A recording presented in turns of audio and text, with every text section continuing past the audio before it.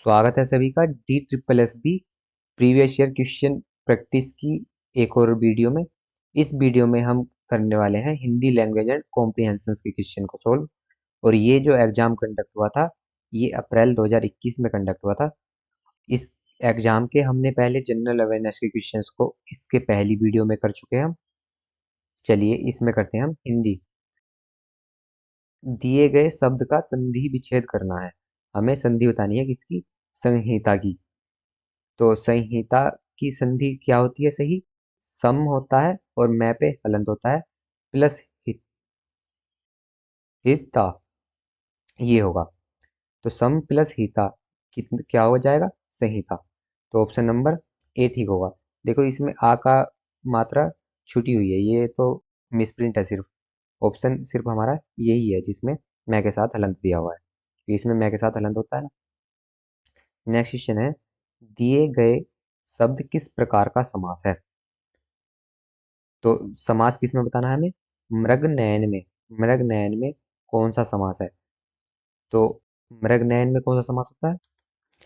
मृग के समान है नयन जिसके, ये ऐसे इसका समास को एक्स इसका उल्लेख है, मतलब इसे बड़ा रूप कैसे लिखेगा हम? मृग के समान है नयन जिसके, तो उसमें क्या होता है? कर्मधारय समास होता है। देखिए एक दो दिन से हिंदी की सभी टॉपिक वाइज वीडियो आएंगी, उसमें पहले हम उसकी थ्योरी पढ़ेंगे और फिर उसके बाद पढ़ेंगे जितने भी डी ट्रिपल एस बी से उस चैप्टर से क्वेश्चन जितने भी बने हैं आज तक, वो सभी को उसके बाद हम देखेंगे। चलिए नेक्स्ट क्वेश्चन पे चलते हैं। क्वेश्चन है, निम्नलिखित में से किस शब्द में दिए गए प्रत्यय का उपयोग नहीं किया जा सकता? किस शब्द में दिए गए प्रत्यय का उपयोग नहीं किया जा सकता? अच्छा, ये प्रत्यय दिया हुआ है इक, और इसका उपयोग इनमें से किस में नहीं किया जा सकता? तो देखो जीविक, तो ये तो जीविक हो जाएगा। इसमें तो हो सकता है स्वाभाविक, स्वाभाविक हो सकता है। प्राकृतिक, तो ये भी हो सकता है। भैहिक कुछ नहीं होता, तो ऑप्शन नंबर 4 ठीक हो जाएगा। चलिए नेक्स्ट क्वेश्चन पे चलते हैं। क्वेश्चन है, दिए गए शब्द में उपसर्ग बताना है हमें। उपसर्ग क्या है? अत्याचार में क्या उपसर्ग है? तो अत्याचार कैसे बनता है? अति प्लस आचार, तो इसमें कौन सा उपसर्ग हो गया हमारा? अति उपसर्ग हो गया। नेक्स्ट क्वेश्चन है, निम्नलिखित में से कौन सा शब्द जातिवाचक संज्ञा है? मतलब जातिवाचक किसे बोलते हैं? कॉमन नाउन को। तो कॉमन नाउन कौन सा है? आदमी नहीं, इंसान, पशु, हरियाली। कॉमन नाउन हमारा क्या हो जाएगा? हरियाली हो जाएगा। देखो आदमी, इंसान, पशु ये जातिवाचक नहीं है ना, हरियाली ही सिर्फ जातिवाचक है। नेक्स्ट क्वेश्चन पे चलते हैं। ये संज्ञा का भी जो भी क्वेश्चन पूछे गए हैं डी ट्रिपल एस बी के एग्जाम में अभी तक, सभी की एक वीडियो में उसे कवर करेंगे। चलिए नेक्स्ट पे चलते हैं। यह घर मेरा है, क्या बताना है? दिए गए वाक्य में किस प्रकार के सर्वनामिक सर्वनाम का उपयोग किया गया है? कैसा इसमें सर्वनाम है ये बताना है। यह घर मेरा है, सर्वनाम इसमें क्या है? मेरा। तो ये मेरा किस प्रकार का सर्वनाम है? पुरुषवाचक है? नहीं। प्रश्नवाचक है? नहीं। निजवाचक है? हाँ। और निश्चयवाचक है? देखो मेरा जो है पुरुषवाचक भी हो सकता है और निजवाचक तो होता ही है ये। और बताना था हमें इस वाक्य में किस तरीके से यूज हुआ है। तो इस वाक्य में यह घर मेरा है, ये मेरा किसके लिए? घर के लिए यूज हुआ है। ये निजवाचक होता है सर्वनाम वैसे, पर यहाँ पे किस संदर्भ में हुआ है? यहाँ पर निश्चय बताना है कि ये घर जो है मेरा है, तो निश्चयवाचक के रूप में यहाँ पर यूज किया गया है। तो यहाँ पे ऑप्शन नंबर 2 ठीक होगा। वैसे ही इसे पुरुषवाचक और निजवाचक के रूप में भी प्रयोग कर सकते हैं हम, ये उस पर डिपेंड करेगा किस तरीके का वाक्य है। दिए गए वाक्य में प्रयुक्त विशेषण ज्ञात कीजिए। इसमें विशेषण किस प्रकार का है ये बताना है। विद्वान व्यक्ति पूज्य होते हैं, तो हमारा विशेषण कौन सा है? एडजेक्टिव। एडजेक्टिव है विद्वान, और विद्वान से क्या पता चल रहा है हमें? सार्वनामिक, गुणवाचक, संज्ञावाचक या परिणामवाचक। तो इससे हमें गुण पता चल रहा है ना, इसका विशेषता। तो ये विशेषण हो गया हमारा विद्वान गुणवाचक। नेक्स्ट क्वेश्चन में चलते हैं। संज्ञा या सर्वनाम के साथ क्रिया जोड़ने जुड़ने पर कौन सी क्रिया बन जाती है? जब संज्ञा या सर्वनाम के साथ क्रिया को ऐड कर दें तो कौन सी क्रिया बन जाती है? तब हमारी नामबोधक क्रिया बन जाती है। ऑप्शन नंबर ए ठीक होगा। नेक्स्ट है, दिए गए तद्भव शब्द का तत्सम रूप ज्ञात कीजिए। अटारी शब्द का तत्सम बताना है। तो अटारी का तत्सम होता है अट्टालिका। ये ऐसे ही टॉपिक वाइज जितने भी प्लस में जिस भी जैसे तत्भव और तत्सम है, जितने भी क्वेश्चन बने हैं सभी को सभी को मैंने कंपाइल कर लिया है। अब मैं वीडियो बना के आपको दे दूंगा। दिए गए शब्द का पर्यायवाची ज्ञात करना है। खर किसका पर्यायवाची होता है? तो रावण, कुंठित, गधा। तो खर होता है गधे, गधे को कहते हैं। तो ऑप्शन नंबर 3 ठीक हो जाएगा। नेक्स्ट है, दिए गए शब्द का विलोम बताना है। दुष्प्रवृत्ति, दुष्प्रवृत्ति का उल्टा क्या होगा? सद्प्रवृत्ति। ऑप्शन नंबर ए ठीक होगा। नेक्स्ट चलते हैं, निम्नलिखित में से शुद्ध वर्तनी का चयन कीजिए। सही बताना है कौन सा है। स्पेलिंग सही बतानी है। अंतरराष्ट्रीय की स्पेलिंग बतानी है। तो अंतरराष्ट्रीय कैसे लिखा जाता है हमारा? ये फर्स्ट ऑप्शन अंतरराष्ट्रीय। ऑप्शन नंबर ए ठीक होगा। नेक्स्ट पे चलते हैं। दिए गए वाक्यांश के लिए उचित शब्द का चयन कीजिए। ओके, वाक्यांश के लिए एक शब्द बताना है। लोगों द्वारा सुनी गई बातें, जो सुनी हुई बातें होती हैं उन्हें हम क्या कहते हैं? तो अनसुनी, लोग सुनी, भगदंती या किंवदंती। तो इसे बोलते हैं हम किंवदंती। ऑप्शन नंबर ए ठीक होगा। नेक्स्ट है, दिए गए शब्द युग्मों का सही शब्द युग्म ज्ञात कीजिए। कौशल और कौशल, ये इनका अर्थ क्या क्या होता है ये बताना है। तो देखो, कौशल तो हमें पता ही है क्या होता है, निपुण या कुशल, है ना?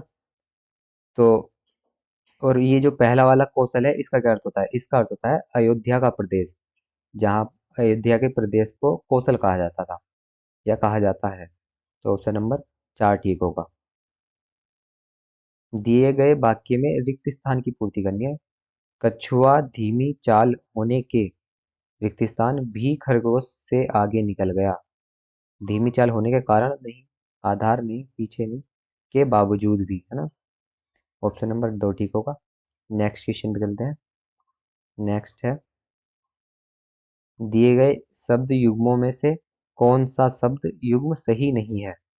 गलत कौन सा है ये बताना है। देखो, परिवर्तन तो बदलाव होता है और प्रयावर्तन क्या होता है? आगे लाना। भट्ट होता है योद्धा और भाट होता है चारण। रंजक होता है थौड़ा और रंजक होता है मेहंदी।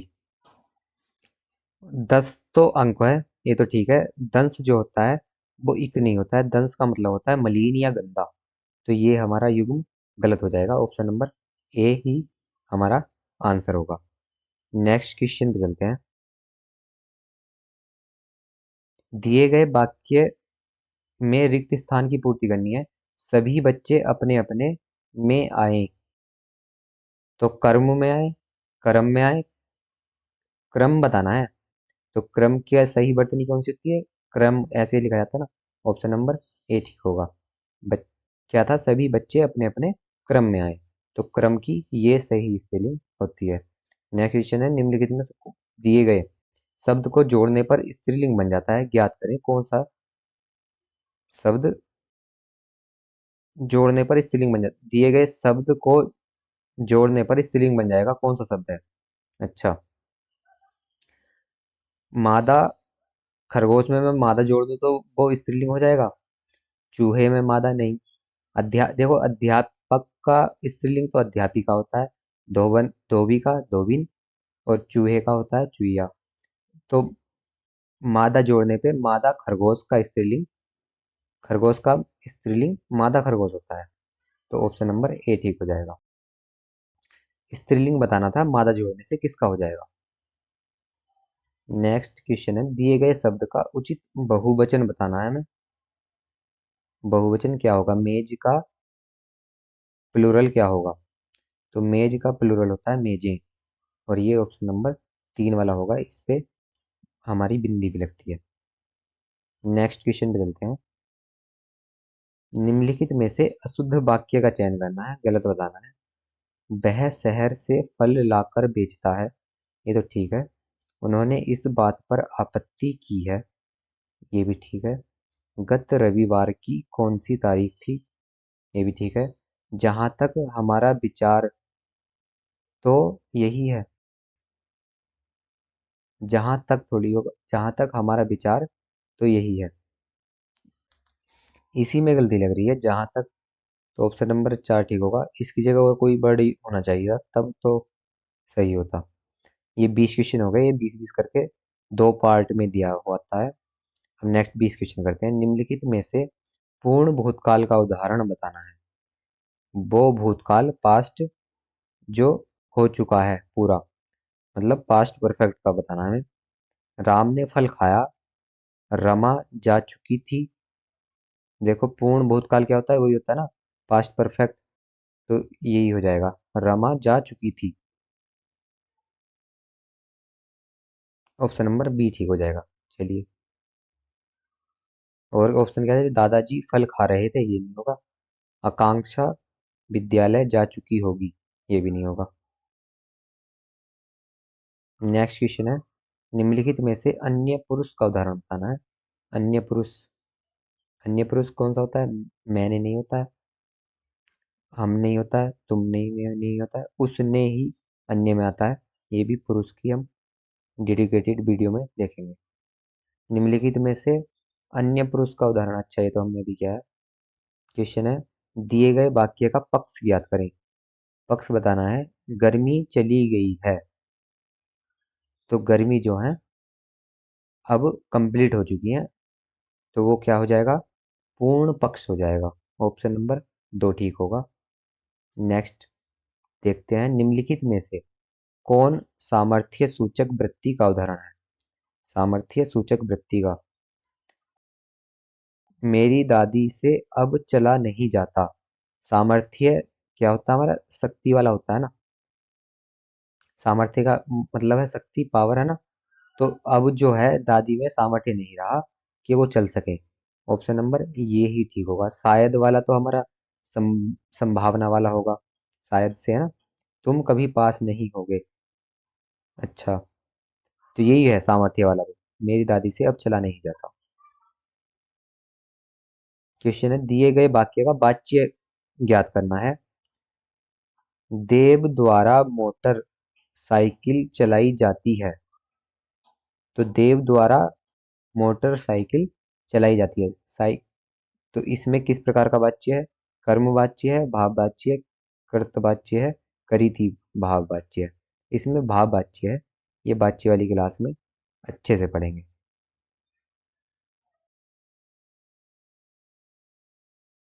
वह रोते रोते, वाक्य का प्रकार बताना है।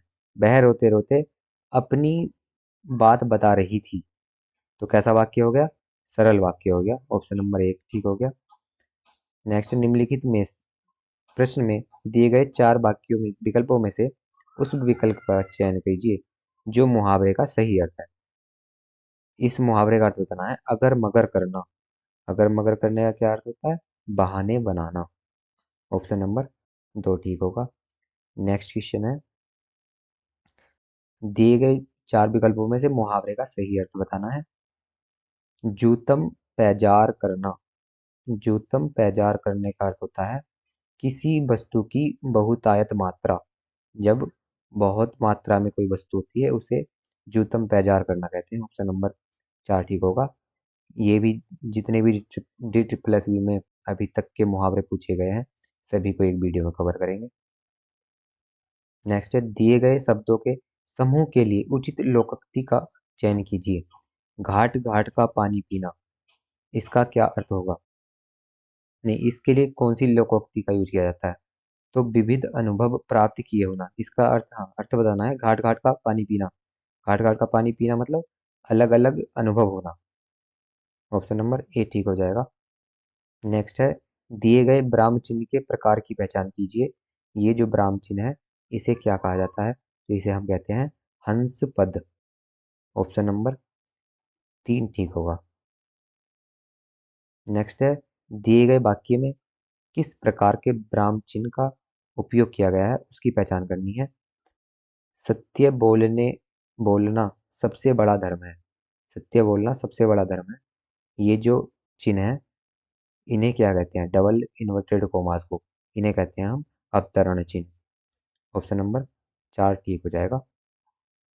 नेक्स्ट क्वेश्चन है, रात दिन परिश्रम करने पर सफलता मिलती है। इसमें ये चिन्ह बताना है कौन सा है ये चिन्ह। तो ये चिन्ह को इसे क्या बोलते हैं? हम योजक चिन्ह बोलते हैं ना। चलो नेक्स्ट क्वेश्चन बदलते हैं। क्वेश्चन है, निम्नलिखित लोकोक्तियों में से ओछा व्यक्ति अधिक इतराता है।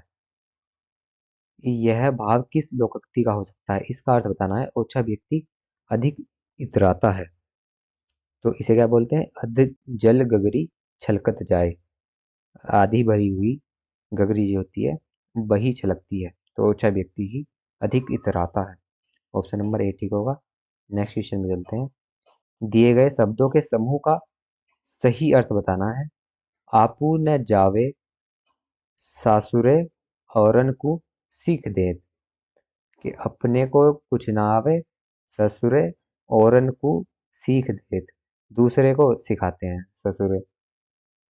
तो इसका अर्थ देखते हैं। स्वयं किसी काम का न करना, किसी काम को न करना और उसको करने के लिए दूसरों को उपदेश देना, यही है ना इसका। तो ऑप्शन नंबर 4 ठीक हो जाएगा।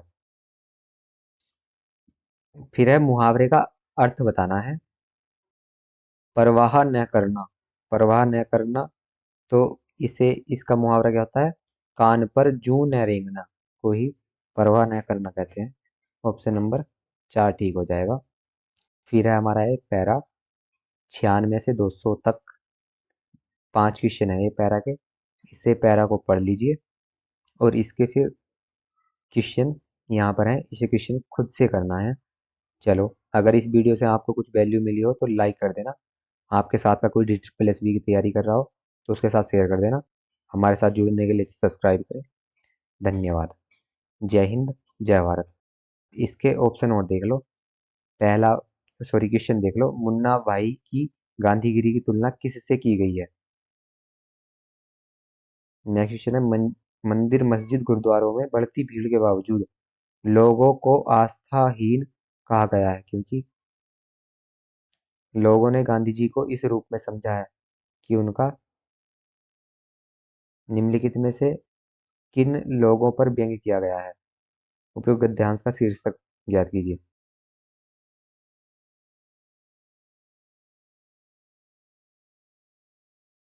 ये गद्यांश है, इसे इसका स्क्रीनशॉट लेके क्वेश्चन कीजिए और इसके आंसर खुद से कीजिए। चलो इस वीडियो में इतना ही, खत्म करते हैं।